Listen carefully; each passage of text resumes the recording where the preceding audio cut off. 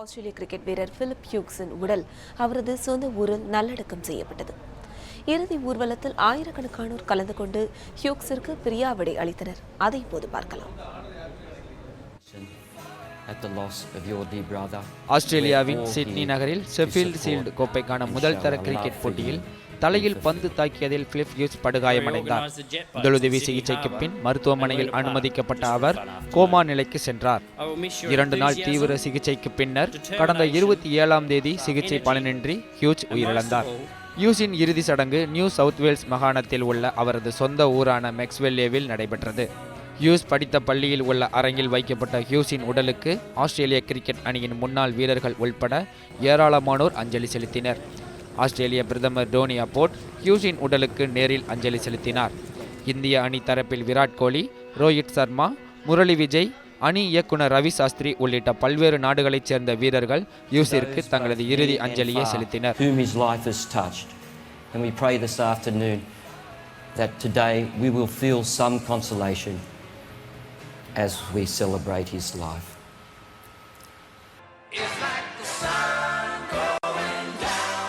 வெளியில் இருந்த பொதுமக்கள் ஹியூக்ஸின் இறுதி சடங்கை காணும் வகையில் திரை அமைக்கப்பட்டிருந்தது. இதேபோல் ஆஸ்திரேலியாவின் பல்வேறு நகரங்களிலும் குறிப்பாக சிட்னி கிரிக்கெட் மைதானத்திலும் வைக்கப்பட்டிருந்த திரையில் ஏராளமானோர் ஹியூக்ஸின் இறுதி சடங்கை கண்ணீர் மல்க கண்டனர். ஹியூக்ஸின் தந்தை, ஆஸ்திரேலிய கிரிக்கெட் அணி கேப்டன் மைக்கேல் கிளார்க் உள்ளிட்டோர் இரங்கல் அறிக்கையை வாசித்தனர்.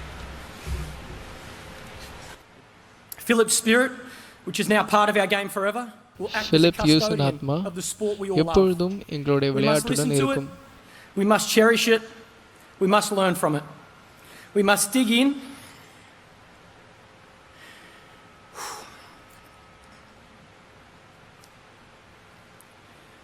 We must dig in and get through to tea. And we must play on. So rest in peace, my little brother. I'll see you out in the middle.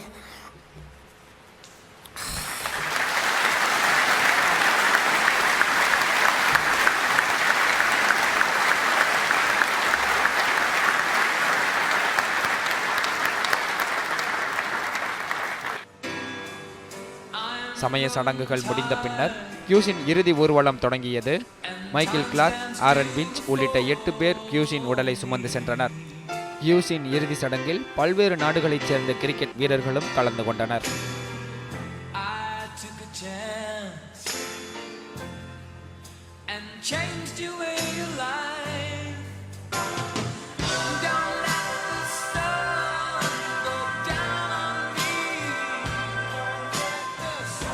Snap on, go at the snap on.